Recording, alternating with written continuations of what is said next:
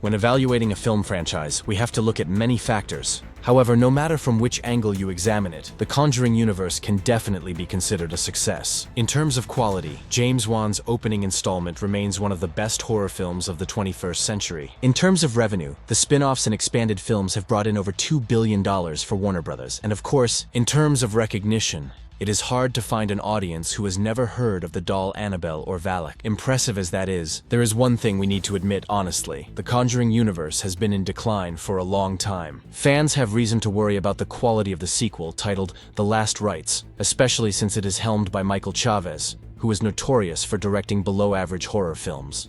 To make matters worse, the fourth installment plays a particularly important role. It will be the final chapter in the adventures of the paranormal investigators Ed and Lorraine Warren. After 12 years of documenting and helping families haunted by demons, this conclusion not only demands a case worthy of their reputation, but also an emotional farewell for the contributions of the two actors, Patrick Wilson and Vera Farmiga. The timing is unfavorable, the circumstances are not ideal, and the chemistry of the cast feels fragile. So, can The Conjuring, The Last Rites truly close out one of the most successful horror franchises in history? Or will it continue down the path of decline, becoming just another billion-dollar Hollywood franchise drained of ideas? Let's break it down in today's video. Set after the year 1986, we continue to follow the journey of the exorcist couple Ed and Lorraine Warren. After their deadly confrontation with a disciple of Satan in the previous film, Ed has not fully recovered from his stroke. Realizing his age and declining health, Lorraine decides it is time for both of them to retire. Their once little daughter Judy has grown up and is preparing to live her own life, and staying entangled with the world of demons is hardly a good idea. However, evil never rests. In Pennsylvania, the Smurl family of 8 becomes the next victims of bizarre paranormal events. They suffer from one misfortune after another, and strangely, the case connects directly to the Warrens' past. To be precise, the demon this time has ties to Judy herself. Unable to allow their daughter to be harmed, the couple returns once again, using their abilities to fight the forces of darkness.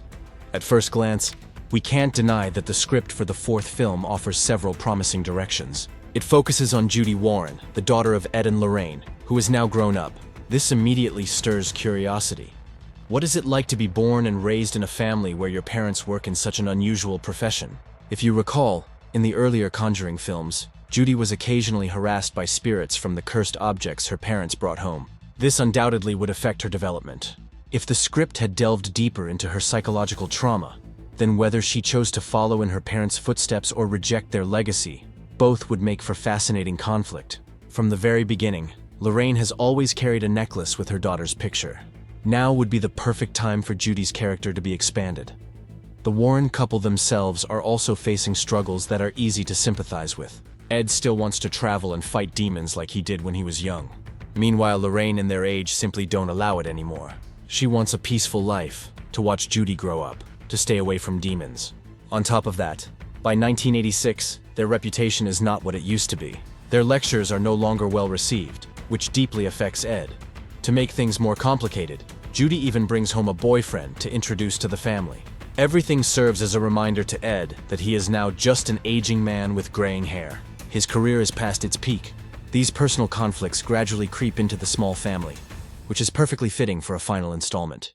To sum up the first act, I was fully drawn into the events the film promised to explore. However, rather unexpectedly, the solid setup began to collapse in the second act. Director Michael Chavez, after delivering the forgettable The Conjuring 3, still hasn't found his footing.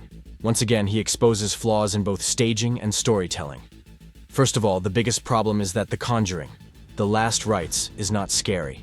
It has creepy sounds, plenty of bloody scenes and violent ghosts, but it is simply not scary. This is not just the result of outdated jump scares or demon designs that pale in comparison to Annabelle or Valak, but also the lack of finesse in pacing. Let's compare this to the first two Conjuring films, which remain the best entries in the franchise. Back then, James Wan allowed the story to unfold slowly, making sure the tension built up steadily. At first, the ghost only teased the family with small tricks like pulling legs, slamming doors, or appearing faintly in the shadows. These caused more unease than outright violence, frightening the family but not enough for them to seek outside help. Gradually, the intensity increased. Hair pulling, being dragged across the house, physical injuries. Only then did the demon's full intentions reveal themselves, turning the final act into the most terrifying climax. Failing to capture that rhythm was the main reason the third installment felt bland. Who can forget that over-the-top action sequence right at the start? The boy possessed, bones cracking as he flailed around, debris flying everywhere like a superhero movie. Because of that, the later acts had nowhere left to escalate. The same mistake repeats in the last rites. Instead of subtle teases, the evil force goes full throttle right from the start, throwing lethal objects at the family, lunging from the dark, choking victims, inflicting physical pain. If you've already seen a little girl vomiting an entire basin of blood, how effective can the usual jump scares be later on? The only creative scare I remember was the ghost repeatedly pulling out a phone line. Other than that, even the big climax at the end didn't have a single memorable scare. It was predictable, outdated, and overly reliant on CGI.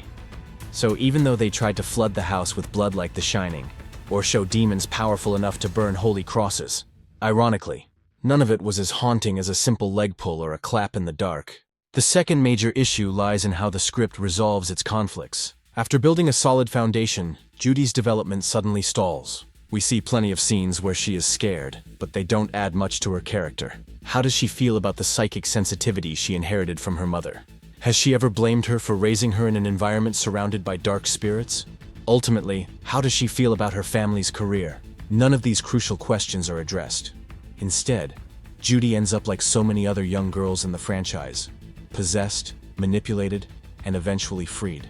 This weakens the supposed personal vendetta between the demon and the Warrens, which had been introduced with much grandeur but ended up lackluster. Honestly, by the time I walked out of the theater, I had already forgotten the story of the cursed mirror. To be fair, my disappointment comes from high expectations. I believe Judy would be the key to making The Conjuring 4 fresh while still keeping Ed and Lorraine at the center. Judy has always been the most important factor in shaping her parents' decisions. If you notice, this was her first time witnessing her parents exercise a case firsthand. And of course, the first time she truly saw how meaningful their work was to the families they helped. Judy's character was fertile ground to make this installment stand out. To waste such a character, who had been present since the very beginning, is truly unfortunate. As for the Smurl family and other supporting characters, they weren't bad, but they left no strong impression. That being said, if someone argued that everything else had to step aside for the sake of one thing, I couldn't disagree. Because the ending sequence alone was enough to redeem the mess of the second act. The case is abruptly set aside when a heartfelt tribute to longtime Conjuring fans appears.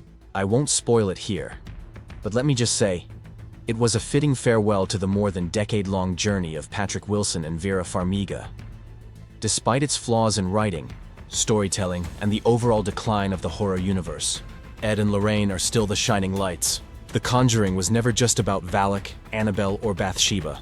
What kept audiences invested was always the legendary exorcist couple. Not a single scene ever made us doubt the love between these two characters. And after enduring so much together, their bond feels incredibly genuine. I usually dislike cheap nostalgia bait tactics, but I have to admit, the ending moved me far more than I expected. It felt like a sincere thank you to everyone who has supported The Conjuring since the beginning, while also providing a beautiful farewell to two characters who now hold an irreplaceable place in pop culture. They dedicated their lives to helping others, and this ending was truly well-deserved. Ironically enough, The Conjuring. The Last Rites is most memorable if you view it as a family drama. Walking out of the theater, the montage of Ed and Lorraine kept playing in my mind, even making me a bit sad that their story had come to an end. But as a horror blockbuster, emphasis on the horror, unfortunately, the fourth installment is only slightly better than the third film from 2021. It lacks the finesse in scares and the distinct style that once defined the franchise. In conclusion, if you are a fan of The Conjuring, I think you will still find this a worthwhile experience. Ideally, rewatch the earlier films first, because there are quite a few Easter eggs related to old characters and iconic lines. And that is Filmers' review of the fourth installment of the Conjuring franchise. If you agree or disagree with our points, leave a comment below so we can discuss. Despite its many shortcomings, this is still not a bad piece of entertainment to relax with after a long day. In fact, you might be surprised to walk out of the theater with a bittersweet feeling rather than fear. That's all for today's video. Thank you for watching, and we wish you a great time at the movies and... In case I don't see ya, good afternoon, good evening, and good night. Yeah.